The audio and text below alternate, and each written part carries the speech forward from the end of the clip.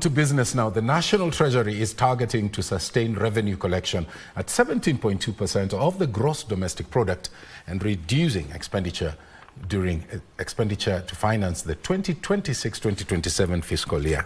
National Treasury Cabinet Secretary John Mbadi says the government will tighten the fiscal space to finance commercially viable infrastructure projects.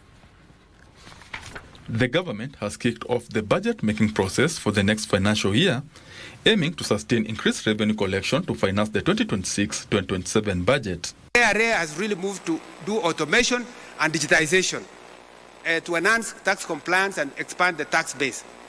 We are going to work hard also to minimize tax expenditure, and we want to focus also raising more tax revenue. National Treasury, in collaboration with Parliament, must consider innovative financing mechanisms such as public-private partnerships in sectors including energy, transport, irrigation, and housing, so that we avoid over-reliance on exchequer for development projects. The other target is to lower government expenditure below the current 22.2% of the gross domestic product.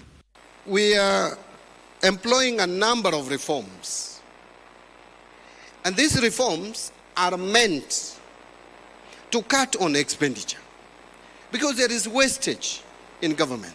The focus of the 2026-2027 budget expenditure will be on commercially viable projects. Before you ask us for extra budgetary allocation, exhaust the possibilities of raising funds through PPP, especially commercially viable projects. The state plans to reduce and sustain interest rates on government papers to a single-digit figure to encourage lending to the private sector to catalyze the economy. 1 year ago, the 91-day Treasury bill was trading at 16%.